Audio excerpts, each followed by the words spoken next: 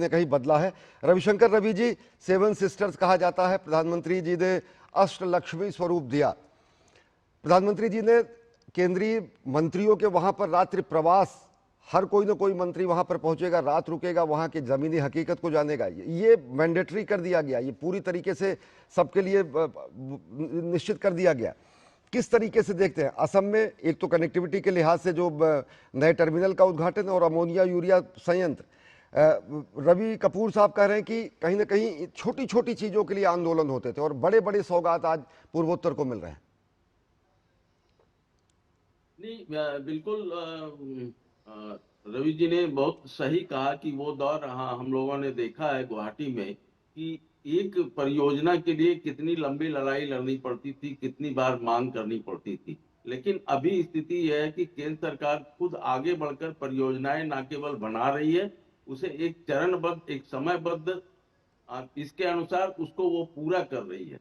और ये जो टर्मिनल है ये बहुत ही जरूरी था जो प्रधानमंत्री जी ने इसका उद्घाटन किया, क्योंकि अब जो गुवाहाटी में कनेक्टिविटी बढ़ी और जितने फ्लाइट्स बढ़े हैं, प्राय देश के सभी प्रमुख शहरों के साथ गुवाहाटी की सीधी कनेक्टिविटी है, तो यात्रियों को कहीं ना कहीं एक दिक्कत हो रही थी इस नए एयरपोर्ट की वजह से। और ये जो प्लान है केंद्र सरकार का कि पूर्वोत्तर को दक्षिण एशियाई देशों के साथ सीधे जोड़ा जाए, यहाँ से सीधे वहां के लिए फ्लाइट जाए, तो निश्चित रूप से एक वैसी ढांचागत चीजें चाहिए।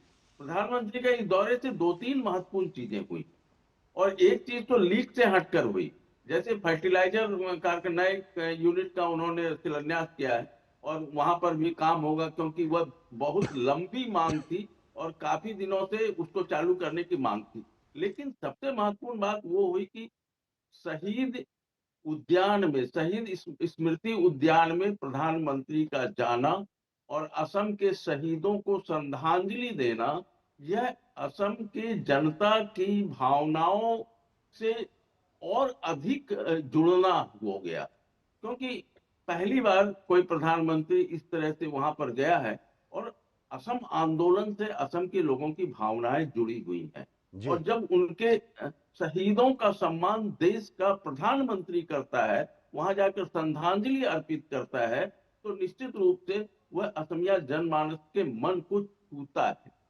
तो सिर्फ विकास के स्तर पर काम नहीं हो रहा है, लोगों के भावना के भावनात्मक स्तर स्तर पर पर भी, भी। लोगों की जी भावनाओं को भी सीधे जोड़ने का प्रयास हो रहा है। यह सबसे बड़ी बात है। और कहीं ना कहीं इस ऐसे प्रयासों की वजह से अलग अलग टुकड़े में जो छोटे मोटे अलगाववाद के स्वर उठते हैं, उनको जन समर्थन इसलिए भी नहीं मिलता है कि प्रधानमंत्री बनने के बाद श्री नरेंद्र मोदी ने पूर्वोत्तर के प्रति जिस तरह से विकासमुखी व्यवहार किया, अपनापन जी दिखाया, उसका असर पूरे उत्तर पूर्व में दिख रहा है। दिखाई अब देता है। जो केंद्र सरकार अशांति की की कहीं ना योजनाएं कहीं बिक धरती थी, गई। शांति और समृद्धि के पर्याय के रूप में तेजी से समूचा पूर्वोत्तर उभरा है।